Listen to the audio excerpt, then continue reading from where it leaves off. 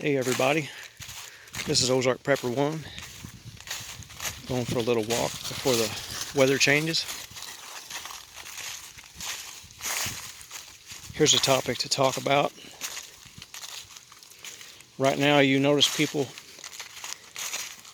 are in two categories. They're either aware or it's still 1985 to them.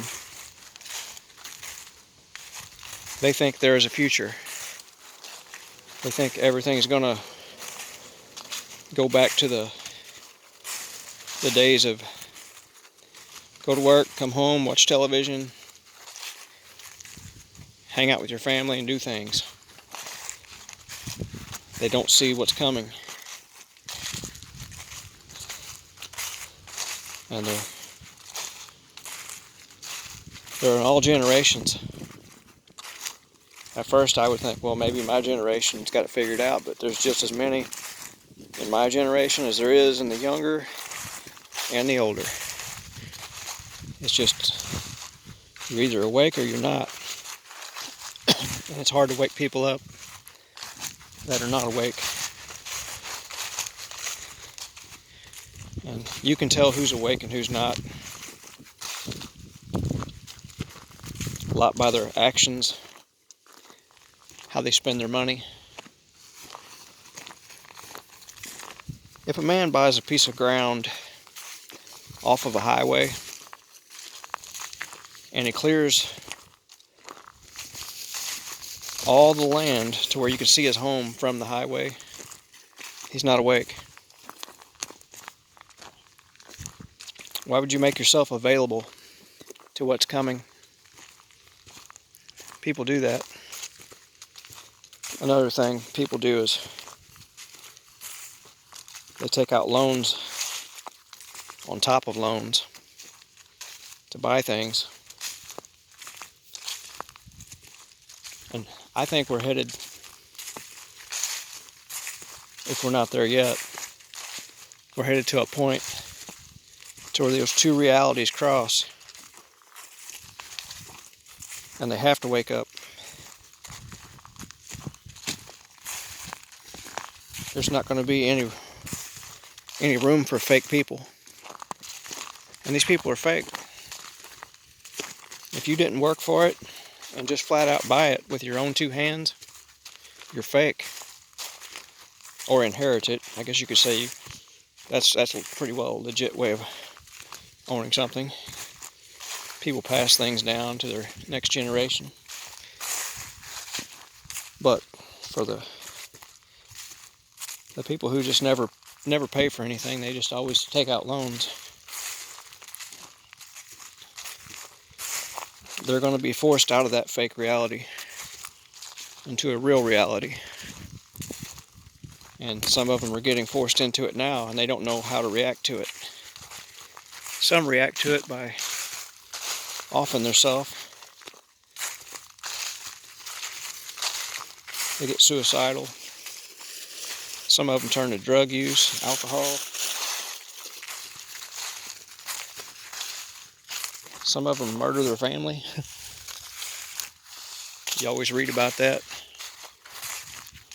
Or a nightly news story, man murders his whole family. Or the wife comes home and murders the whole family. Most of that's financial. They've let the possessions possess them.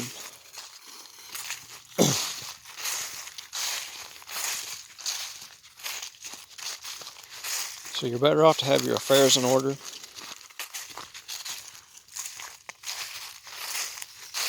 And live for tomorrow. Don't just live for right now and then say we'll cross that bridge when we get there. What if the bridge ain't there? Nobody thinks of that stuff. They just keep moving along, chugging along. If everybody would change that way of living, it would be a lot easier on everyone else. The ones who have to pick up the tab.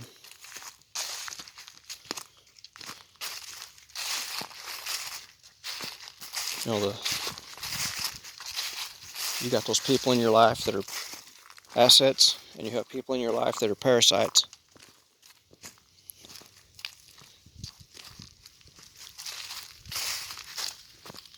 There's a guy that doesn't live too far from me. He had property over that way, and his sister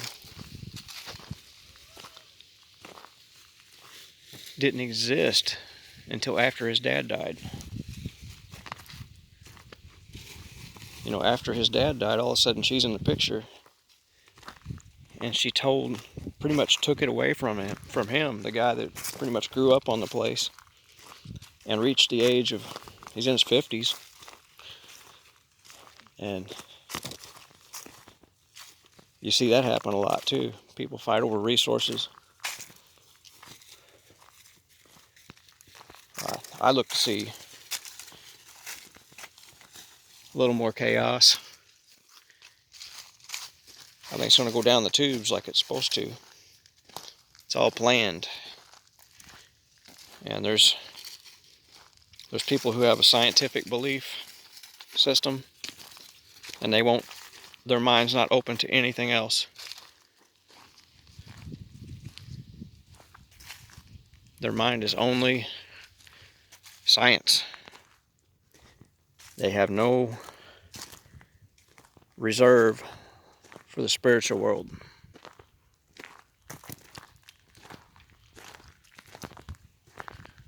They think when somebody cares about another person, or they care about their family, they care about nature, that's just some chemical reaction doing that.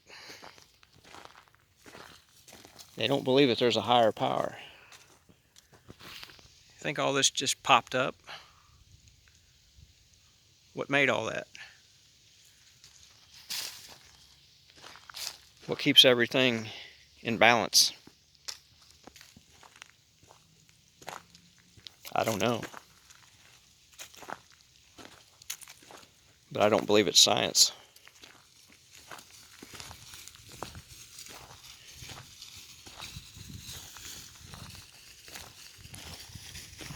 Don't they say the road to hell is paved with good intentions? Science always has good intentions. Look at our new cure. Then you have to go find a cure for the cure. Then that cure has side effects. Then you got to get some more cure for that. And people break away from doing what has worked for thousands of years already.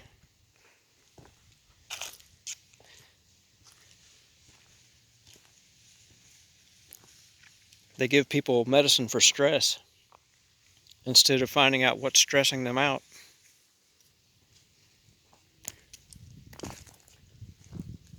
Their workplace could be working them in the ground.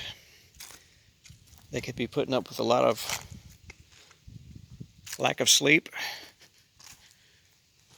lack of rest. They could be taking some kind of upper to stay awake, and that could be triggering something to cause their stress. Then they take medicine for the stress. Then they die early.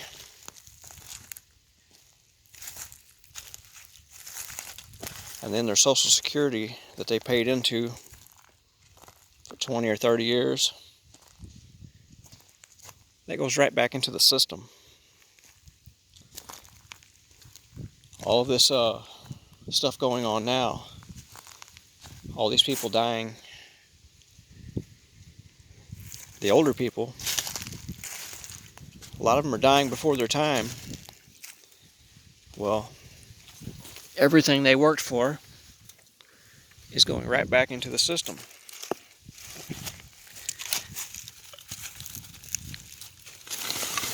I just found a piece of scrap metal. Looks like a frame. That is a frame. Well, when their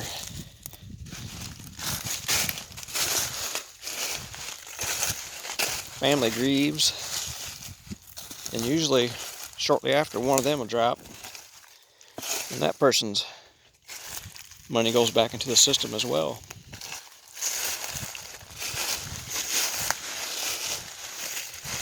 Then they start a new fight over the property again. Over the deceased loved one's possessions. They'll fight over.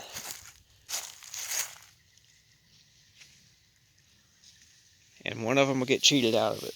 Or several of them will get cheated out of it. And chain reaction from that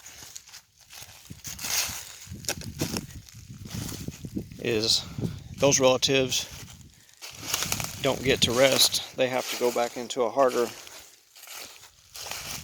job or something. And then they have to take medicine to stay awake. Then they have to take medicine for stress. And the cycle continues. Stress is the #1 killer.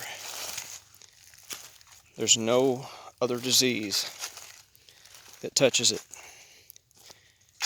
If you have a person in a constant anxiety from the time they're a teenager until the time they're about 40, chances are they're not going to see 60.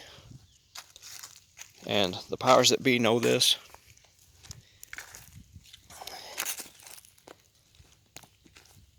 And that's why they do it. Because stressed out people get cancer. They have heart attacks. They have strokes.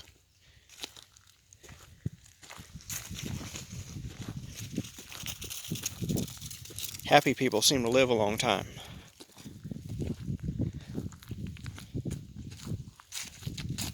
People that have everything, that are content, they seem to go and go. And people who don't have anything, but are unaware of it, seem to go and go.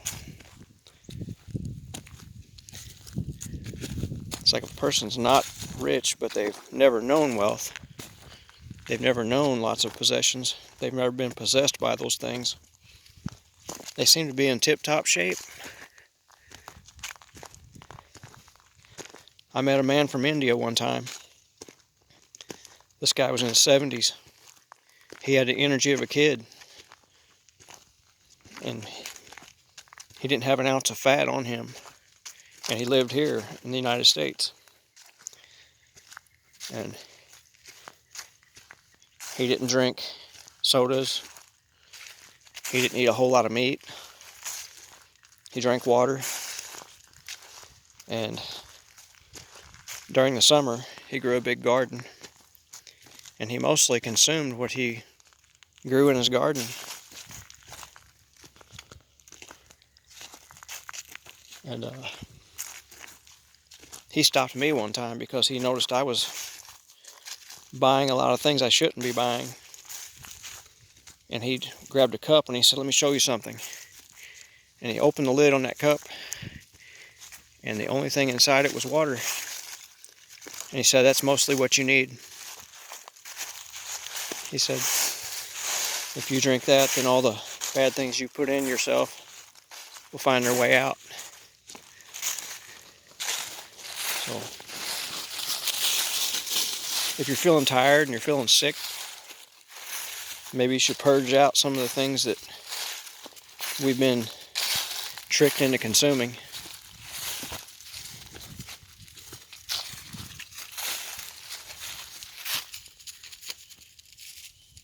It's 65 degrees and it's December 27th or so.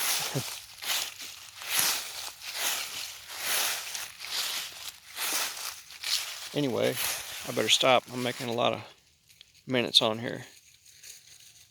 So you all have a great rest of your week. Ozark Prepper 1 out.